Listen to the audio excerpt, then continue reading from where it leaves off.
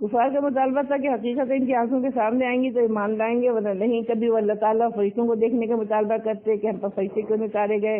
ہم اپنے رب کو دیکھتے۔ کبھی ایمان لانے کی یہ شرط رکھتے کہ اللہ اور فرشتوں کو سامنے لے آئیں۔ کبھی قیامت برپا کرنے کی فرمائش کرتے۔ بنی اسرائیل نے بھی یہی کام کیا۔ فرمایا وَإِذْ قُلْتُمْ يَا مُوسَىٰ لَن نُؤْمِنَ لَكَ حَتَّىٰ نَرَى اللَّهَ جَهْرَةً۔ یہاں سورہ اس میں انعام میں بھی ہم نے پڑھا تھا کہ هل ينظرون الا ان تأتيهم الملائكة يأتي ربك يأتي بعض آيات ربك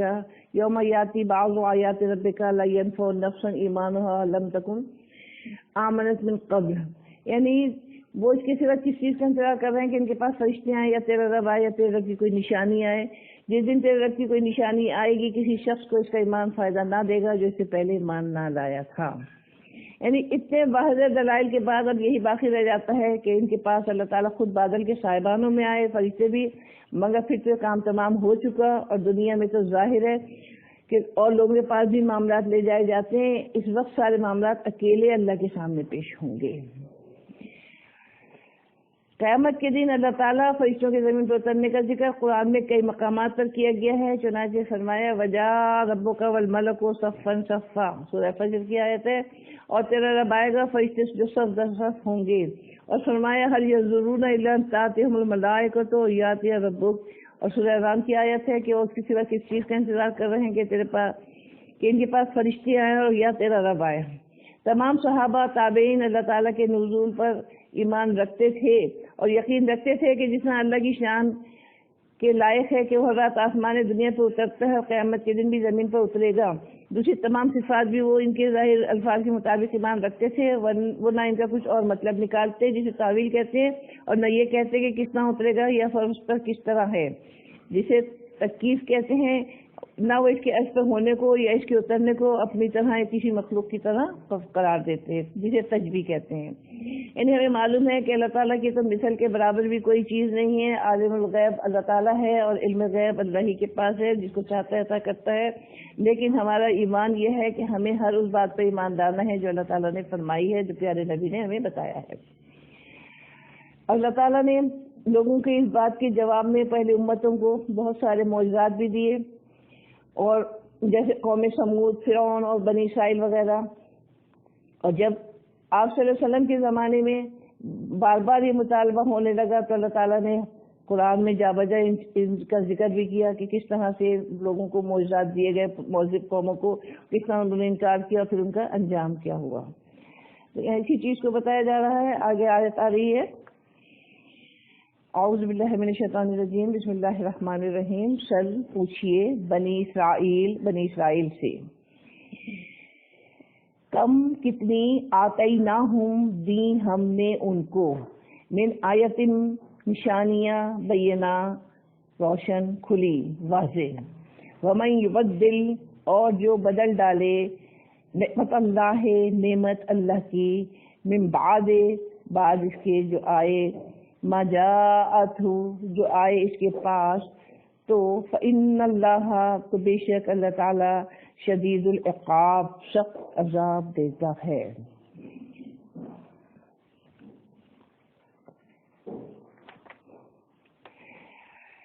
سیاق کلام سے تو معلوم ہوتا ہے کہ اس آیت کا روح سخن بھی منافقین کی طرف ہے، لیکن اگر اس کے مفہوم کو غور سے سمجھا جائے تو ایسا معلوم ہوتا ہے کہ ساتھ ساتھ مسلمانوں سے بھی کچھ کہا جا رہا ہے، بات لپیٹ کے کہی جا رہی ہے، لیکن روشنی کا سامان دونوں کے لیے ہے۔ اس سے دو آیتیں پہلے خطاب بھی یا ایھا الذین آمنوا کہہ کر کیا گیا ہے، جس میں منافقین اور مسلمان دونوں شریک ہیں۔ رسول کریم صلی اللہ علیہ وسلم کے صحابہ جس ایمان کامل اور اخلاص نام کے حامل تھے، انہیں تو ایسی باتیں کہنے کی ضرورت ہی نہیں تھی، لیکن چونکہ آئے دن اسلام کے قافلے میں نئے نئے لوگوں کا اضافہ ہو رہا تھا تو یہ بات بالکل سامنے کی ہے کہ اسلام کی آغوش میں آنے والا ہر شخص ایک ہی سطح کا تو نہیں ہو سکتا، تو تربیت آہستہ آہستہ ان باتوں کی اصلاح کرتی ہے جو اسلامی مزاج کے خلاف ہیں، یا پھر آئندہ بھی امت مسلمہ کا قافلہ رکنے والا تو نہیں تھا نا، ان ہدایت کی ضرورت تو ہمیشہ باقی رہنے والی تھی، اس لیے وہ باتیں جو آج کچھ لوگوں میں موجود ہیں یا آئندہ کچھ لوگوں میں ہو سکتی ہیں، ان کی طرف اشارہ کرتے ہوئے بنی اسرائیل کی تاریخ کا حوالہ دیا جا رہا ہے۔ اس میں ممکن ہے اور وہ ان کے زیر اثر ہونے کی وجہ سے اسلام کے بارے میں یکسو نہیں ہو رہے تھے، اور ان میں سے زیادہ تر کے تعلقات بنی اسرائیل سے تھے۔ مختصر یہ کہ منافقین ہو یا کمزور مسلمان یا آئندہ آنے والی کمزوریوں کے حامل مسلمان، سب سے فرمایا جا رہا ہے کہ ہم تمہیں مہذب قوموں کی تاریخ پڑھنے کی دعوت نہیں دے رہے، اور نہ ہم یہ چاہتے ہیں کہ تم پرانی تہذیب کے کھنڈرات میں تاریخ تلاش کرتے پھرو، بلکہ ہم تمہارے سامنے ایک ایسی قوم کو پیش کر رہے ہیں جو ایک زندہ قوم ہے لیکن اپنی بدعمالیوں کے باعث دوسروں کے لیے عبرت بن چکی ہے۔ سل بنی اسرائیل ہے نا، تو یعنی بنی اسرائیل سے پوچھو، ذرا اس قوم کو دیکھیے، ان کا انتصاب اللہ کے ایک جلیل قدر نبی کی طرف ہے۔ ان کی تاریخ کا اصل آغاز حامل دعوت ہونے کے حوالے سے حضرت موسیٰ علیہ السلام کے زمانے سے ہوا۔ موسیٰ علیہ السلام نے برسوں تک فرعون کے سامنے کلمہ حق کہا، اللہ کے دین کو قبول کرنے کی دعوت دی۔ اس کے انکار بلکہ تمرد کے باعث جس طرح مختلف شکلوں میں اہل مصر پر عذاب آتے رہے، پھر موسیٰ علیہ السلام کی دعا سے دور ہوتے رہے، ان میں سے ایک ایک نشانی کو بنی اسرائیل نے اپنی آنکھوں سے دیکھا، اور پھر جب موسیٰ علیہ السلام بنی اسرائیل کو لے کر ہجرت کے ارادے سے نکلے تو ایک طرف بحر قلزم کی موجوں نے ان کا راستہ روکا اور دوسری طرف فرعون کی فوجیں سر پر آ پہنچی، اور پھر جس طرح اللہ نے بحر قلزم میں بنی اسرائیل کے لیے راستے نکالے، ان کے پار اتر جانے کے بعد ان کی آنکھوں کے سامنے فرعون اور اس کی قوم فوجوں کو غرق کیا، وہ بھی انہوں نے بے چشم خود دیکھا۔ پھر وادی طیہ اور صحرائے سینا میں جس طرح اللہ نے ان کے سر پر بادلوں کا چھتر تان دیا، من و سلوہ سے انہیں غذا پہنچائی، ایک چٹان سے ان کے لیے 12 چشمے نکالے، کوہ طور کو ان کے لیے شق کیا، تورات جیسی کتاب عطا فرمائی، غزے کے بے شمار معجزات انہوں نے اپنی آنکھوں سے دیکھے۔ ایسے کھلے کھلے معجزات دیکھنے کے بعد ہونا تو یہ چاہیے تھا کہ ان کی قوت ایمان میں اضافہ ہوتا، کوئی کمی نہ رہتی، ان کا ایک ایک عمل تقویٰ کی تصویر ہوتا، لیکن اس کے برعکس ان کی بے اعتقادی، ایمان کی کمزوری، ناشکری کی عادت اور بے صبری کی خصلت برابر ان کے سروں پر مسلط رہی، اور پھر اسی پر بس نہیں، انہیں اللہ تعالیٰ نے کتاب و ہدایت دے کر حامل دعوت امت کا منصب بخشا۔ ساری دنیا میں توحید کی امانت انہیں سپرد کی گئی، لیکن انہوں نے اس امانت کا حق ادا کرنے میں صدیوں تک جو کمزوریاں دکھائیں وہ تاریخ کا ایک حصہ ہیں۔ حیرت کی بات تو یہ ہے کہ اللہ کی یہ نعمت یعنی کتاب اللہ، شریعت کی نعمت، حامل دعوت ہونے کا منصب آہستہ آہستہ بدل ڈالا، اور وہ رفتہ رفتہ اس بات کو بھول گئے کہ اللہ نے ہمارے سپرد جو عظیم ذمہ داری کی تھی، ہم نے اس کے ساتھ کیا حشر کیا ہے۔ ہر دور میں نبی آتے رہے، انہیں جھنجھوڑتے رہے، لیکن سلیمان علیہ السلام کے دور کے بعد جو بنی اسرائیل کا انتہائی عروج کا دور ہے، جب ان کے زوال میں انتہا درجے کی تیزی آ گئی، ایک سلطنت کے بجائے 2 سلطنتیں قائم کر ڈالیں، آپس میں لڑ کر اتنا کمزور ہو گئے کہ جب کوئی حکمران چاہتا ان پر چڑھ دوڑتا، حتیٰ کہ وقت نصر نے ان کی بساط ہی لپیٹ کر رکھ دی۔ اس کے بعد بھی مختلف وقتوں میں دوسرے حکمران ان پر عذاب الہی بن کر مسلط ہوتے رہے۔ سورہ بنی اسرائیل کی شروع کی آیت جب ہم پڑھیں گے تو ہمیں پتہ چلے گا اس کے بارے میں۔ اس تاریخ کی طرف اشارہ کرتے ہوئے فرمایا جا رہا ہے کہ یہ زندہ قوم تمہارے لیے اس حقیقت کو واضح کرنے کے لیے کافی ہے کہ اللہ جب کسی امت کو شریعت دیتا ہے، کتاب اور نبوت سے سرفراز کرتا ہے، تو اس ساتھ ساتھ حکومت اور سلطنت بھی عطا فرماتا ہے، لیکن اگر وہ اس نعمت کا حق ادا نہیں کرتے تو پھر اللہ کا عذاب بڑا شدید ہے۔ اس کی شدت ملاحظہ کرنی ہو تو تاریخ کے مختلف ادوار میں بنی اسرائیل پر برسنے والے عذاب کے کوڑوں کو دیکھ لیجئے۔ اس سے مسلمانوں کو متنبہ رہنا چاہیے کہ اب ہمیں بھی ایک حامل دعوت امت کے منصب پر فائز کیا گیا ہے، ہمیں بھی ملک عظیم عطا کیا جا رہا ہے۔ اگر ہم نے بنی اسرائیل کی طرح اس امانت اور نعمت کا حق ادا نہ کیا تو ہمارا انجام بھی اس سے مختلف نہ ہوگا۔ اگلی آیت کریمہ میں اس بنیادی بیماری کی اطلاع دی گئی ہے جس میں عموماً قومیں اور افراد مبتلا ہوتے ہیں اور پھر اس میں ڈوبتے چلے جاتے ہیں، کیونکہ اس کے بعد زندگی کے پیمانے بدل جاتے ہیں۔ زینا للذینا، زینا خوشنما بنا دی گئی، للذینا ان لوگوں کے لیے جنہوں نے کفر کیا، الحیات الدنیا زندگی دنیا کی، ویسخرون اور وہ تمسخر کرتے ہیں، من الذین ان لوگوں میں جو آمنوا ایمان لائے،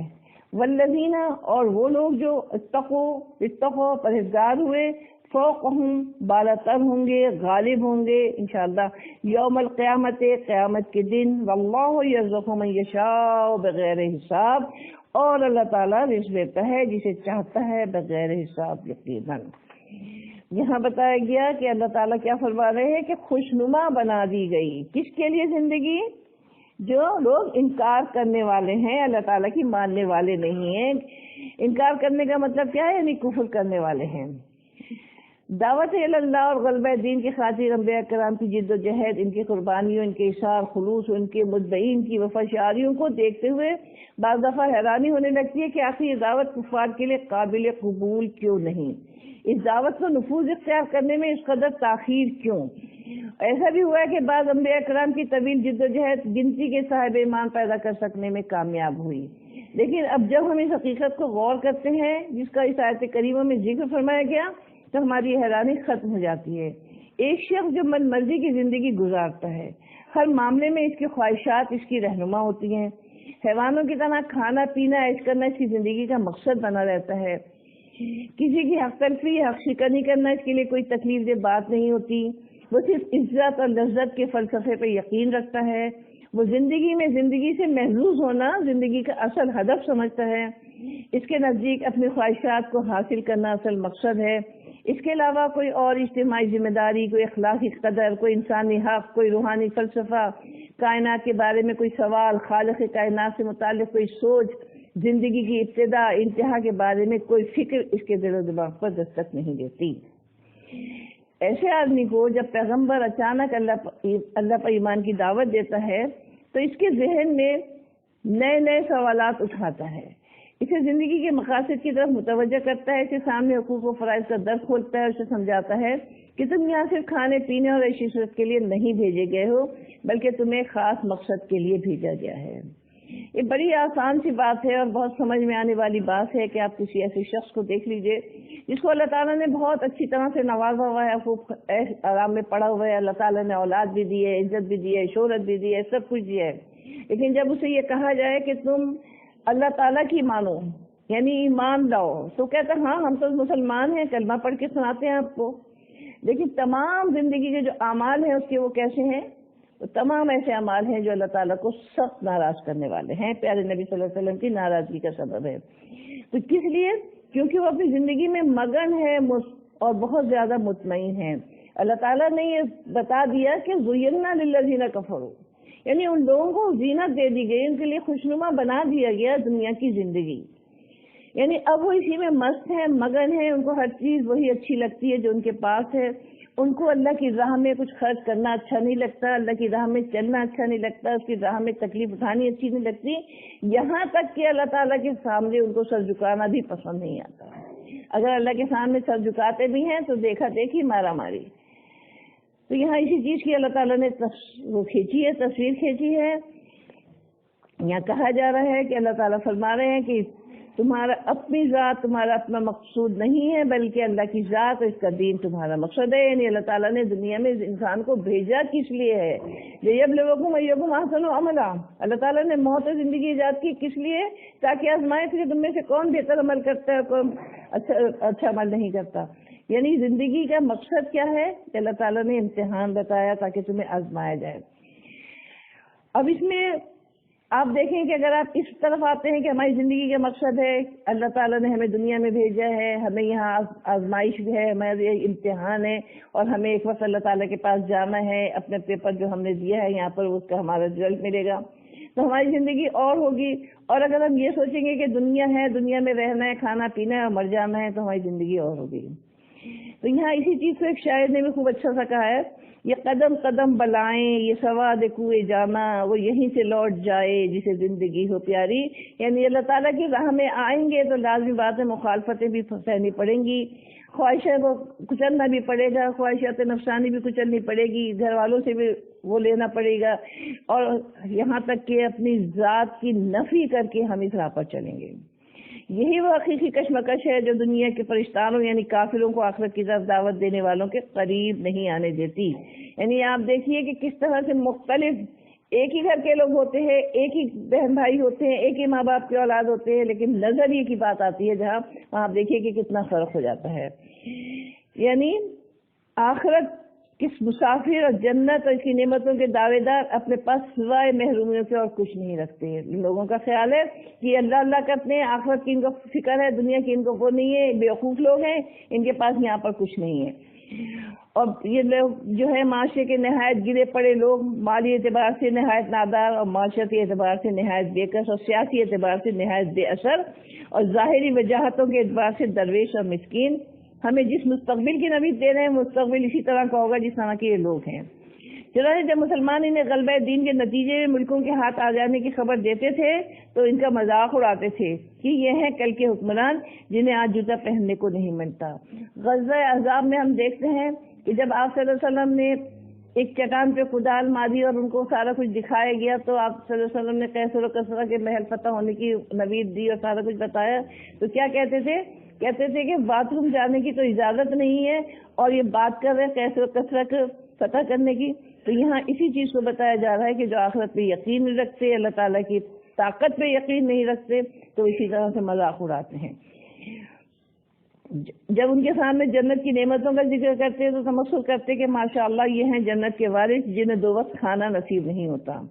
دنیا کے اعتبار سے یہ فرق مراتب ان کے دل و دماغ کا ایسا حصہ بن جاتا ہے کہ اس سے باہر نکل کر سوچنے پر قادر نہیں رہتے۔ ان کی اس بیماری کا ذکر کرنے کے بعد فرماتے ہیں کہ کاش ان لوگوں کو اس بات کی خبر ہوتی کہ تم نے اپنے لیے زندگی کا جو رویہ اپنایا ہے غور کرو، تمہارے چند عمرہ کی عیش پرستیوں کے سوا تمہیں اس رویے نے کیا دیا ہے۔ تم جن غریبوں پر ہنستے ہو یہ تمہارے اسی رویے نے پیدا کیے ہیں۔ تمہیں اپنے معاشرے میں جو اونچی نظر آتی ہے تمہارے ہی تصورات کا نتیجہ ہے۔ خود تمہارے اپنے گھروں میں تمہاری بیویاں جس طرح تم سے خیانت کرتی ہیں تم اپنی بیویوں سے خیانت کرتے ہو، تمہاری اولاد جس طرح تمہاری گستاخیاں کرتی ہے، تمہارا سماج جس طرح ظلم کی بنیادوں پر کھڑا ہے، یہ سب کچھ تمہاری زندگی کے اس تصور نے پیدا کیا ہے جسے تم کسی قیمت پر چھوڑنا نہیں چاہتے۔ زندگی کا وہ تصور جو پیغمبر تمہارے سامنے پیش کر رہا ہے اس میں بظاہر تمہیں اثار و قربانی کے سوا کچھ نظر نہیں آتا، لیکن حقیقت میں اسی کے نتیجے میں معاشرہ وجود میں آتا ہے جس کا ہر فرد پرامن زندگی گزارتا ہے۔ وہ صرف اپنا پیٹ بھرنے کی کوشش نہیں کرتا بلکہ اسے دوسروں کے فاقوں کا بھی احساس ہوتا ہے۔ یہی احساس بڑھتے بڑھتے پورے معاشرے پر رحمت بن کر چھا جاتا ہے۔ یہی لوگ جن پر تم آج ہنستے ہو یہی تقوی کی زندگی اختیار کرنے کے بعد اس سوسائٹی کے بلند بال لوگ ہوں گے جو اسلام کی بنیاد پر وجود میں آئے گی۔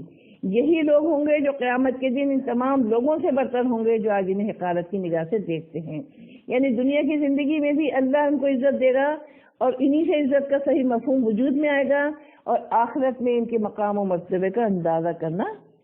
بھی مشکل ہوگا۔ یہاں بتایا گیا کہ آج تمہارے پر یہ دنیا کے لوگ ہنس رہے ہیں، تم پہ حقارت سے دیکھتے ہیں، لیکن کیونکہ تم اپنی زندگی اللہ تعالیٰ سے ڈرتے ہوئے گزار رہے ہو، آخرت کا تصور ہے تمہارے ذہنوں میں، تو اس دن کیا ہوگا؟ اس دن تم ان کے اوپر بالا تر ہوگے اور اللہ تعالیٰ تو رزق دینے والا ہے، یقیناً وہ جس کو چاہتا ہے بے حساب دیتا ہے۔ اب دیکھیے بے حساب رزق کا مفہوم کیا ہے۔ آیت کے آخر میں مزید فرمایا واللہ یرزق من یشاء بغیر حساب، اللہ جسے چاہتا ہے بے حساب رزق دیتا ہے۔ تقوی کی بنیاد پر زندگی گزارنے والے قیامت کے دن اللہ تعالیٰ کی بے پایہ نعمتوں سے یقیناً مالا مال ہوں گے، لیکن حقیقت یہ ہے کہ یہ دنیا اگرچہ دار الابتلاء ہے اور دار الجزا نہیں ہے، اس لیے یہاں ہر عمل کا بدلہ ملنا ضروری نہیں، لیکن یہ اللہ کا کرم ہے کہ بعض دفعہ دنیا ہی میں متقی لوگوں کے لیے اپنے رزق کے دروازے کھول دیتا ہے۔ میں ایسے لوگوں کو بھی جانتے ہیں جنہوں نے اپنے کاروبار میں کبھی حرام کی آمیزش نہیں ہونے دی، اللہ سے وعدہ کیا کہ وہ اپنی طرف سے اپنے کاروبار کو ہر طرح کے حرام سے پاک رکھیں گے، چنانچہ چند سال تک تو اللہ تعالیٰ نے انہیں آزمایا، لیکن جب وہ ثابت قدم رہے تو پھر اللہ تعالیٰ نے ان پر رزق کی فراوانی کے دروازے کھول دیے۔ اور یہاں ایک بات یہ بھی یاد رہے کہ اللہ کا کام کوئی بھی حساب کے بغیر نہیں ہوتا۔ صحرا میں بھی پتہ گرتا ہے تو اسے جانتا ہے، کائنات کی ہر چیز اس کے علم میں ہے۔ یہاں بغیر حساب ہمارے حوالے سے کیا گیا ہے کہ اللہ تعالیٰ اپنے بندوں کو بعض دفعہ اتنی فراوانی سے عطا کرتا ہے کہ توقعات اور اندازوں اور قیاسوں اور گمانوں کے تمام پیمانے اسے اپنے سے ناپنے سے قاصر رہ جاتے ہیں۔ یہاں یہی مراد ہے۔ اب آگے فرمایا کان الناس امتم واحدہ، یعنی تھے لوگ امت ایک،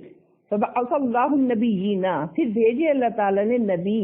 مبشرین خوشخبری سنانے والے، ومنذرین اور ڈرانے والے، وانزل اور نازل کی معهم الکتاب ساتھ ان کے کتاب، بالحق کے ساتھ حق کے، لیحکم تاکہ فیصلہ کریں، بین الناس سے درمیان لوگوں کے، فیما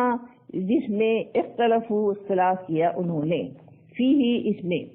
وما اختلفا اور نہیں اختلاف کیا انہوں نے، فیہ اس میں، الا الذین مگر ان لوگوں نے جن کو اوتوہ دی گئی تھی وہ، من بعد اس کے، ما جاءتہم البینات جو آ گئی ان کے پاس کھلے احکام، بغیم بینہم ضد سے درمیان اپنے، فہدی اللہ الذین آمنوا پس ہدایت دی اللہ نے ان لوگوں کو جو ایمان لائے، لما اس میں جو اختلاف کیا انہوں نے، فیہ اس میں، من الحق کے حق سے، باذنہ ساتھ حکم کے اپنے، واللہ اور اللہ تعالیٰ یہدی ہدایت دیتا ہے، من یشاء جس کو چاہتا ہے، الی صراط مستقیم طرف راستے سیدھے کے۔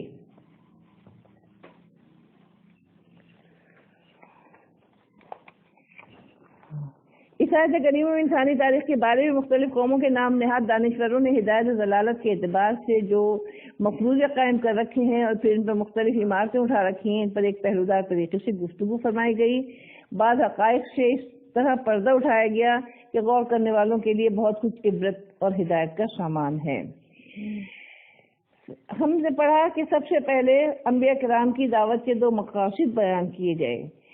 یعنی ہم نے جو انبیاء کرام کو بھیجا تو ان کے پیش نظر دو مقاصد تھے، ایک تبشیر اور نمبر 2 انذار۔ ان کی دعوت کی اصل اصول یہ تھی کہ لوگوں تمہیں اللہ کی بندگی اور اطاعت کرنی چاہیے، اگر تم واقعی اسی کی بندگی اور اطاعت کرنے والے کرتے ہو تو ہم تمہیں دنیاوی اور اخروی کامیابیوں کی بشارت دیتے ہیں۔ ہو سکتا ہے دنیا میں تمہیں اس راستے میں تکلیفیں اٹھانی پڑیں، اس لیے کہ شیطانی جتھے آسانی سے تمہیں اس راہ پر چلنے نہیں دیں گے، اور کوئی بڑی بات نہیں کہ تم اس راستے پہ قربان ہو جاؤ، لیکن جہاں تک اخروی کامیابی کا تعلق ہے وہ صرف تمہارے لیے ہے۔ تمہیں ایمان و عمل پر جنت عطا کرے گا، اپنی خوشنودی سے نوازے گا، جنت میں اپنے دیدار سے مشرف فرمائے گا، اور دنیا کی چند سالہ ایمان و اطاعت کے بدلے میں وہ اخروی نعمتیں نصیب ہوں گی جن کا تمہارے دل و دماغ میں کبھی خیال نہ گزرا، نہ تمہاری آنکھوں نے کبھی انہیں دیکھا۔ تتجافى جنوبهم عن المضاجع يدعون ربهم خوفا وطمعا مما رزقناهم ينفقون، یعنی کہ اللہ تعالیٰ کیا فرماتے ہیں کہ جو لوگ اللہ تعالیٰ کے احکام پر چلتے ہیں، راتوں کو جاگتے ہیں اور اللہ تعالیٰ کی خدمت میں لگے رہتے ہیں، دین کے غلبے میں لگے رہتے ہیں، تو اللہ تعالیٰ کہتے ہیں کہ ایسی نعمتیں جن کا تم تصور نہیں کر سکتے۔ ایک مومن فرد اور ایک مومن جماعت کو بعض دفعہ دنیا کی بڑی کامیابیوں سے بھی نوازا جاتا ہے۔ اچھا، جب بھی آپ دیکھیے، جب بھی کوئی پیغمبر آیا، جب بھی کوئی آدمی، کوئی عام انسان بھی حق کی دعوت لے کر کھڑا ہو تو کیا ہوتا ہے؟ ایک جماعت نہیں بنتی بلکہ 2 جماعتیں ہو جاتی ہیں،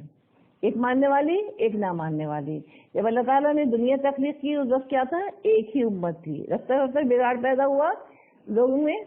تو 2 جماعتیں بنتی گئیں، ایک ماننے والوں کی ایک نہ ماننے والوں کی۔ پیغمبر آتے رہے ڈرانے کے لیے بھی، خوشخبری سنانے کے لیے بھی، جنہوں نے مان لیا وہ حزب اللہ کہلائے، جنہوں نے نہ مانا وہ حزب الشیاطین کہلائے۔ تو یہاں اسی چیز کو بتایا جا رہا ہے کہ جو مان لے گا اور جو اللہ تعالیٰ کے راستے میں چل پڑے گا تو اللہ تعالیٰ اس کو دنیا کی بھی نعمتیں دیں گے اور اخروی نعمتیں بھی دیں گے۔ یہاں اسی چیز کو کہا گیا کہ ایک مومن فرد ایک مومن جماعت کو بعض دفعہ دنیا کی بڑی سے بڑی کامیابیوں سے بھی نوازا جاتا ہے، لیکن ایک مومن کے لیے حقیقی خوشی اور بشارت جنت اور اللہ تعالیٰ کی خوشنودی کی بشارت ہے۔ یہی 2 بشارتیں تھیں جس پر اہل ایمان ہمیشہ بڑی سے بڑی قربانی دینے کے لیے تیار رہتے تھے، اور آج بھی جو لوگ جان و مال کی آزمائش سے کامیابی سے گزرتے ہیں ان کے سامنے بھی جنت کی نعمتوں اور اللہ کی خوشنودی کے حصول کے سوا کوئی اور ہدف نہیں ہوتا۔ یہی ایک مومن کی اصل معراج تھی۔ کہا جاتا ہے نا کہ ایک جہاد کے موقع پر ایک صاحب کھجوریں کھا رہے تھے، انہوں نے پوچھا آپ صلی اللہ علیہ وسلم سے کہ جنت کا ہے منزل کدھر ہے، تو آپ صلی اللہ علیہ وسلم نے جہاد کی طرف اشارہ کر دیا، انہوں نے کھجوریں پھینکی اور لڑائی میں گھس گئے اور اس بہادری سے لڑے کہ جام شہادت نوش کیا۔ تو یہاں یہی بات بتائی جا رہی ہے کہ یہی ایک مومن کی اصل معراج ہے۔ افسوس یہ ہے کہ آج ہمارے نیک لوگ بھی اس حقیقی ہدف سے دور ہٹ گئے ہیں۔ پیغمبروں کا دوسرا کام انذار ہے، یعنی وہ دنیا کو اس بات سے ڈراتے ہیں کہ تم اگر اللہ اور رسول کی دعوت پر ایمان نہیں لاؤ گے تو پھر یاد رکھو تمہیں جہنم سے واسطہ پڑے گا، اللہ کا غضب تم پر بھڑکے گا، جس کا غضب ساری کائنات کو ایک آن میں بھسم کر سکتا ہے۔ کوئی بڑی بات نہیں کہ تم دنیا میں ہی اس کے غضب کے مستحق ہو کر عذاب کا شکار ہو جاؤ۔ کتنی قومیں اللہ کا غضب کا شکار ہوئی اور دنیا سے نیست و نابود ہو کر رہ گئیں، اور قیامت کے دن جب تمہیں اللہ کے غضب اور اس کی ناراضگی سے واسطہ پڑے گا تو تمہیں اندازہ ہوگا کہ تم کتنی بڑی غلطی کر چکے ہو۔ چنانچہ اللہ کی بے پایاں عظمت، اس کی ناراضگی کا ہولناک انجام جیسے جیسے انسانوں کے دل و دماغ میں اترتا جاتا ہے ویسے ویسے اللہ سے ان کا تعلق مضبوط ہوتا جاتا ہے۔ اس لیے کہا جاتا ہے نا کہ اللہ سے قریب ہونے کا ایک بہترین ذریعہ کیا ہے کہ آپ اپنے موت کو یاد کریں۔ ارد گرد جو لوگ گزر جاتے ہیں تو یہ ہر موت جو ہوتی ہے وہ آپ کی عبرت کے لیے ہوتی ہے، تو اس سے پھر کیا ہوتا ہے، آپ کو یہ خیال آتا ہے کہ آج یہ شخص ہم میں موجود نہیں، کل تک یہ ہم میں موجود تھا، آج یہ کوئی کام نہیں کر سکتا، آج یہ کسی کام کا نہیں ہے، آج اس کا عمل ختم ہو گیا، کل کو ہمارا عمل بھی ختم ہو جائے گا، ہم بھی بالکل ہو جائیں گے۔ تو اس لیے اس چیز کو اللہ تعالیٰ کے پیغمبر جو تھے وہ یہی تعلیم دینے آئے، ڈرانے آئے، اور انہوں نے یہ بتایا، کھل کے بتایا کہ اگر تم اللہ تعالیٰ کے نہیں مانو گے، ایمان نہیں لاؤ گے، اللہ تعالیٰ کے احکام پر چلتے ہوئے زندگی نہیں گزارو گے تو تمہارا انجام کیا ہوگا، اور اس وقت یہ انجام جب ہوگا اس وقت تم کچھ بھی نہیں کر سکو گے۔ ہم پڑھتے ہیں نا بار بار قرآن میں یہ بھی آتا ہے کہ ہمیں بھیج دیجیے دوبارہ ہم اچھے نیک عمل کریں گے۔ اللہ تعالیٰ کیا فرماتے ہیں کہ نہیں، ہرگز نہیں، تمہیں بھیج دیا جائے گا تو تم دوبارہ وہی کچھ کرو گے۔ تو بات ساری یہی ہے کہ برے عمل کے نتیجے میں اللہ کی ناراضگی پیدا ہوتی ہے، اور ہر نیک عمل کی طرف لپکنے میں اللہ تعالیٰ کی خوشنودی حاصل ہوتی ہے۔ اسی کے نتیجے میں حقیقی کامیابی نصیب ہو سکتی ہے، جس کا تصور بھی ایک مومن کے لیے سب سے بڑی متاع ہے۔ ہم صحابہ کرام، بعض مجاہدین کے جو اس طرح کے واقعات پڑھتے ہیں کہ شدید بھوک میں انہیں کھانے کے لیے چند کھجوریں ملیں، کھجوریں کھاتے ہوئے دیکھا کہ سامنے مارکے کا کارزار برپا ہو رہا ہے، تو خیال ہوا کہ اس مارکے میں کام آ گیا تو یقیناً اللہ تعالیٰ مجھے جنت عطا فرمائیں گے۔ جنت کی نعمتوں کا تصور کر کے کھجوریں پھینک دیا، کہ کھجوروں کا ختم کرنا لمبی مدت ہے، کون اتنی مدت تک جنت سے دور رہے، یہ کہہ کر برستی ہوئی تلواروں میں جا گھسے، شجاعت دیتے ہوئے جان اللہ کے حوالے کر دی اور جنت میں جا پہنچے۔ سید احمد شہید رحمۃ اللہ کے ساتھیوں میں سے ایک شخص کے بارے میں بتایا جاتا ہے کہ شدید بھوکا ہونے کی وجہ سے اسے تھوڑے سے چاول اور دودھ ملا، تو اس نے اینٹوں کا چولہا بنا کر اس پر کھیر بنانا شروع کر دی، لکڑی سے لے کر اس کو ہلانے لگا اور سامنے پہاڑی کی طرف دیکھا کہ دشمن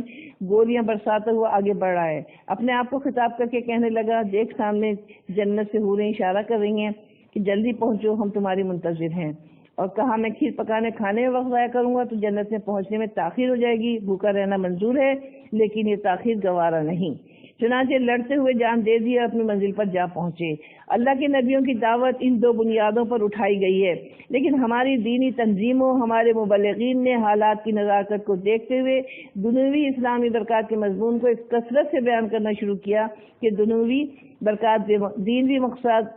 برکات بے مقصد ہو گئیں اور جنت کا جاں فضا روح پرور تصور پس پش چلا گیا۔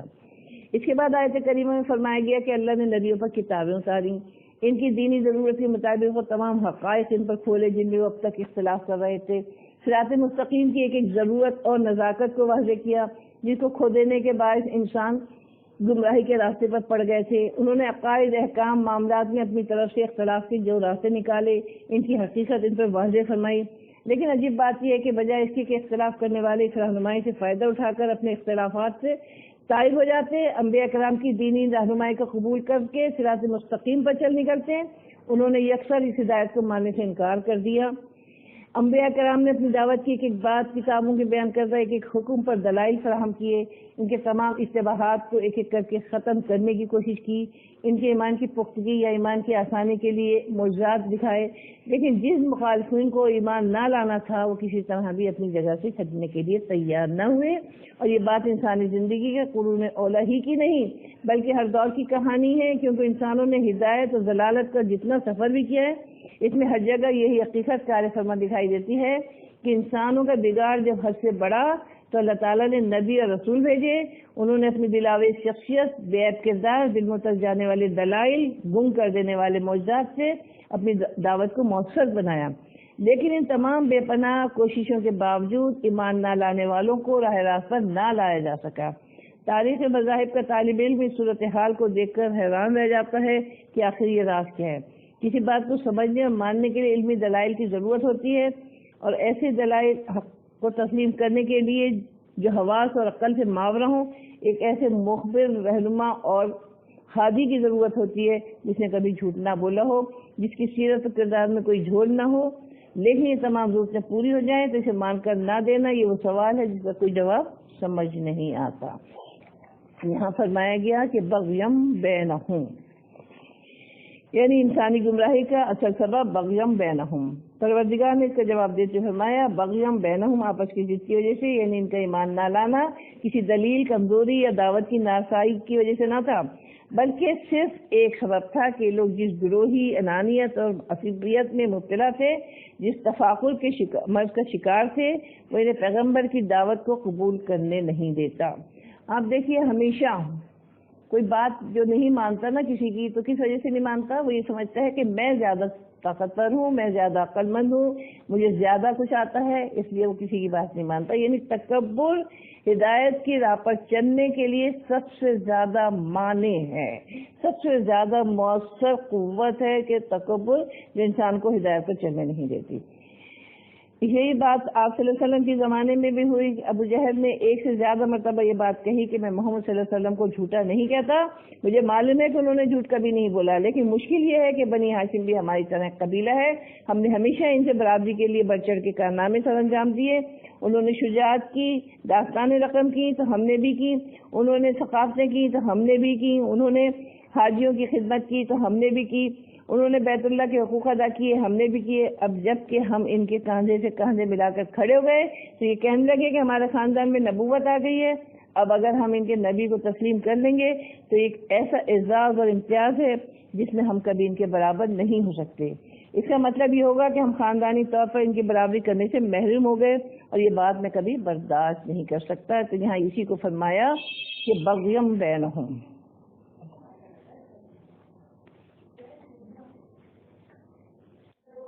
بنی اسرائیل باوجود اس کے کہ حامل کتاب تھے، صدیوں تک ان میں نبیوں کی تشریف آوری جاری رہی، ان میں بڑے تعلیمی ادارے، بڑے بڑے علماء موجود تھے، اور انہوں نے منہج قوم اسلام قبول کرنے سے انکار کیا۔ اس کی وجہ کیا تھی؟ ہم مفروضوں پر بات نہیں کرتے، قرآن کریم کہتے ہیں حسد من عند انفسہم، یعنی ان کے دلوں میں اسلام اور مسلمانوں کے خلاف بغض اور حسد ہے، وہ انہیں اسلام قبول کرنے میں سب سے بڑی رکاوٹ دیتا ہے۔ حضرت صفیہ نبی کریم صلی اللہ علیہ وسلم کی زوجہ محترمہ، وہ فرماتی ہیں کہ نبی کریم صلی اللہ علیہ وسلم جب مدینہ تشریف لائے تو میرے والد اور میرے چچا آپ سے ملنے کے لیے گئے، دن بھر وہاں رہے، آپ کو خوب جانچا پرکھا، شام کو گھر پہنچے تو تخلیہ ہوتے ہی میرے چچا نے والد سے پوچھا کہ بھائی آپ کا اس نبوت کے دعوے دار کے بارے میں کیا خیال ہے؟ والد نے کہا یہ یقیناً اللہ کے وہی نبی ہیں جن کا ذکر ہماری کتابوں میں کیا گیا ہے۔ چچا نے پوچھا پھر اب کیا ارادہ ہے؟ حضرت صفیہ فرماتی ہیں کہ میرے والد نے کہا جب تک جان میں جان ہے میں ایسی بات نہیں چلنے دوں گا اور ہر طرح سے اس کی مخالفت کروں گا۔ ان واقعات سے اندازہ ہوتا ہے کہ گروہی انانیت اور عصبیت اس قدر بری بلا ہے کہ جو قوم اس کا شکار ہو جاتی ہے اس کے لیے بڑی سے بڑی حقیقت کو تسلیم کرنا آسان نہیں رہتا۔ قرآن کریم نے ہر دور کی ہر قوم کے حوالے سے یہ ایک مستقل حقیقت بیان کی ہے جس نے لوگوں کو ہمیشہ قبول کرنے سے روکا ہے۔ آج مسلمان جس صورتحال سے دوچار ہیں، اور اس کا سلسلہ آج شروع نہیں ہوا بلکہ اسلام کی آمد سے ہی شروع ہو گیا تھا، البتہ صلیبی جنگوں نے اس میں تیزی پیدا کر دی۔ اسلام کی ظاہری، معنوی اور روحانی قوت نے ہمیشہ یہود و نصارہ کو اسلام دشمنی میں پوری طرح غالب نہیں آنے دیا، لیکن جہاں تک ان کے اندر کے مرض کا تعلق ہے وہ ہر دور میں یکساں رہا۔ ساری دنیا نے اسلام کی برکات سے فائدہ اٹھایا، لیکن یہود بالخصوص اور نصارہ بالعموم اپنے گروہی انانیت اور قومی عصبیت کا بری طرح شکار رہے۔ مزید رنگ و نسل کے توافد نے انہیں ناقابل شفا مریض بنا دیا۔ آج امریکہ، پورا یورپ جس طرح پوری قوت سے مسلمانوں کو ختم کرنے پر تلا ہوا ہے، اس میں حقیقی اسباب کو تو نام نشان نہیں، مصنوعی اسباب پیدا کیے جاتے ہیں، پھر ان کا پروپیگنڈا کیا جاتا ہے اور پھر مسلمانوں کو نشانے پر رکھ لیا جاتا ہے۔ اقبال مرحوم نے چونکہ اہل کتاب کو یورپ کے اندر رہ کر بڑی گہری نظر سے دیکھا، ان کے فلسفے، ان کی تہذیب کی بنیادوں کو سمجھنے کی کوشش کی، اس کی رائے اس معاملے ممکن ہے انتہا پسندی کہا جائے، لیکن میرا ناقص خیال یہ ہے کہ خلاف واقع ہرگز نہیں۔ نے کہا تھا کرے قبول اگر دین مصطفیٰ انگریز، سیاہ روز مسلمان رہے گا پھر بھی غلام۔ یعنی مسلمانوں کو اپنی حیثیت کے ادراک کی ہدایت کی گئی ہے کہ پہلی امتوں کی تاریخ اپنے اتمام کو پہنچ گئی، اب تاریخ کا رشتہ مسلمانوں کے ہاتھ میں ہے۔ اہل کتاب چاہے کیسے ہی نسلی اور مذہبی برتری کا شکار ہیں، ہم نے انہیں ہدایت کے سرچشمے سے بالکل محروم کر دیا۔ اب مسلمانوں کو ان تمام حقائق کی ہدایت سے بہرہ فرمایا ہے جس میں وہ ہمیشہ اختلاف کرتی رہی ہے۔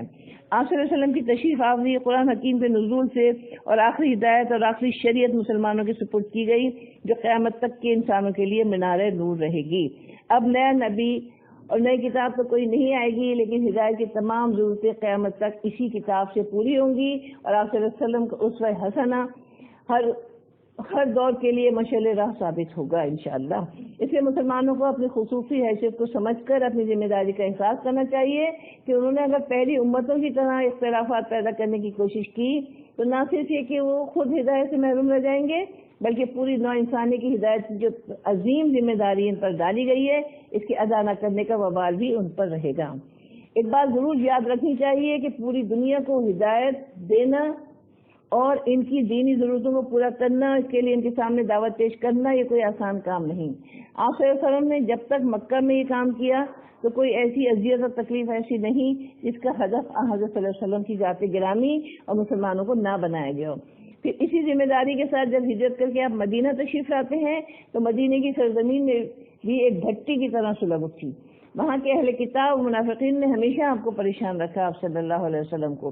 اور مکے والوں نے 20 جنگوں میں آپ صلی اللہ علیہ وسلم کو آنے پر مجبور کیا۔ اسلامی دعوت کی تاریخ کی وہ لازمی ابواب اور ناگزیر سنتیں ہیں جس سے ہر دور میں مسلمان گزرتے رہے،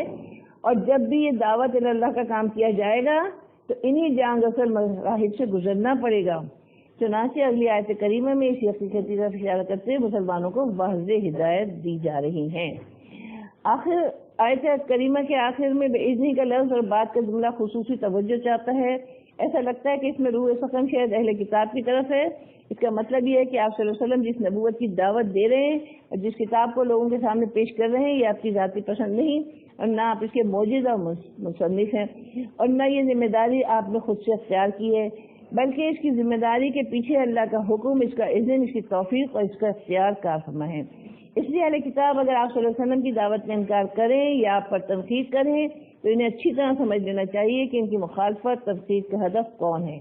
فرمایا کہ اہل کتاب کو ساری ناراضگی یہ ہے کہ اللہ نے نبوت کی دولت آل اسماعیل کو کیوں عطا کی؟ یہ تو ہمارا نسلی اور نسبی حق تھا جو ہم سے چھین لیا گیا۔ ان سے کہا جا رہا ہے کہ نبوت اور ہدایت کا کلی اختیار، باقی تمام اختیارات سمیت اللہ کے پاس ہے۔ وہ جسے چاہتا ہے اسے نوازتا ہے، جسے چاہتا ہے صراط مستقیم کی ہدایت دیتا ہے۔ تمہیں اعتراض کرنے کا حق آخر کس نے دیا؟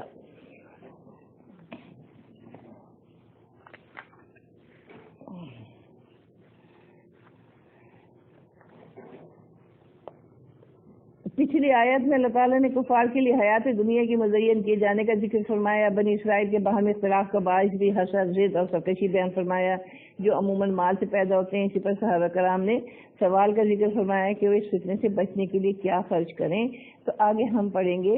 کہ اللہ تعالیٰ کیا فرما رہے ہیں۔ آپ صلی اللہ علیہ وسلم سے سوال پوچھا جا رہا ہے، لیکن بات ساری کیا ہے کہ